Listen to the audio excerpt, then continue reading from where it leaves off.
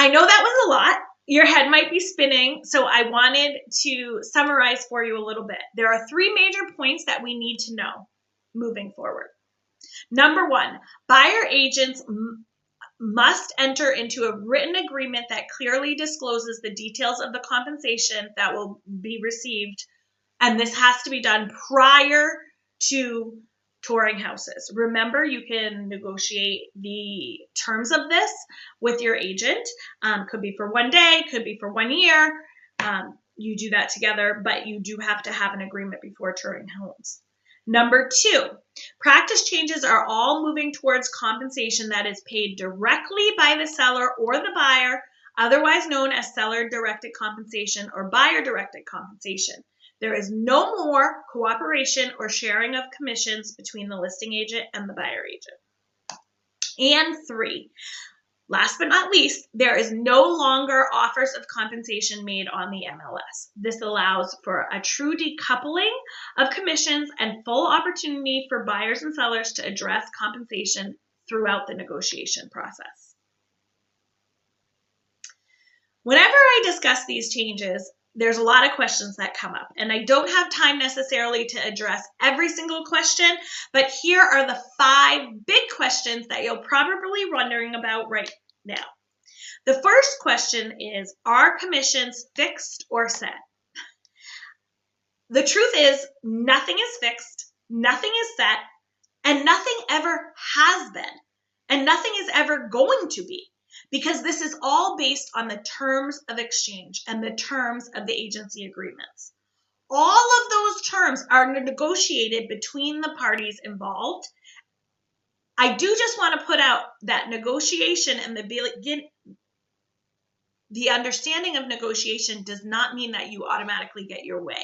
It just means that you have the ability to ask and talk about and go back and forth and find terms that both people can agree to. Question number 2. I've heard I don't have to pay commissions anymore. This one is very similar to the first one. It's true. You never had to pay commissions, and you never will have to pay commissions in the future. The most important thing is that commissions are consideration paid for representation. So if you want professional representation, then there's a fee that comes with that. There are definitely situations where home sellers have chose to list their house for sale by owner. Did they pay compensation? Well, no, because they didn't have representation. There's also been situations where buyers have chosen to purchase homes without representation. They didn't pay buyer commission out. And there are situations where no agents were part of the transactions at all. They maybe used an attorney or they did private sale. And those potentially didn't have commissions involved. But ultimately, if you hire a professional to represent you, then you have to pay them, and commissions will be part of that situation. The commissions are negotiable. You can get different prices from different agents for different levels of service. I highly suggest that you get representation, and therefore you're probably going to have to pay commission. Number 3 is, do I have to sign a buyer representation agreement? This one's tricky.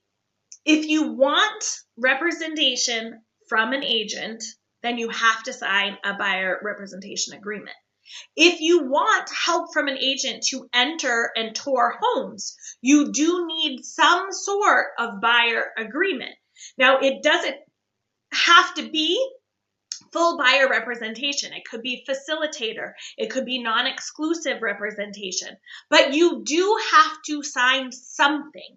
You have to sign something that articulates your relationship with the agent and how that agent is going to be compensated. The details of that agreement are between you and the agent you choose to work with. Question number 4, does this only apply to certain markets or types of property? Right now, these changes apply only to residential real estate properties. So these changes have not been implemented for commercial properties at this time. It is impacting all of the United States. There are a couple of local markets that have some litigation nuances and some state-specific laws, but ultimately, this is going to be the rule that is accepted by all parties in the United States and Washington, D.C. So yes, it really applies to all residential properties in the United States. And number 5, can I just work with the agent I already know and love? And I would say, heck yes. You should 100% work with the agent that you're working with. If you already know, like, and trust them, they can help you through this process. If you're in New Hampshire, there's a very good chance that you already have a buyer representation agreement with that agent, but definitely talk to them, reach out to them, and keep working with them, especially if they're doing a good job for you. So if you found this helpful, please like and share.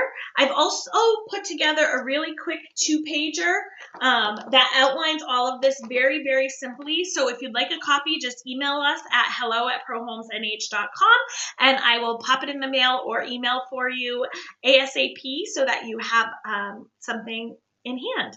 I hope this was helpful. Please reach out with any questions. I am always here to help you in the process.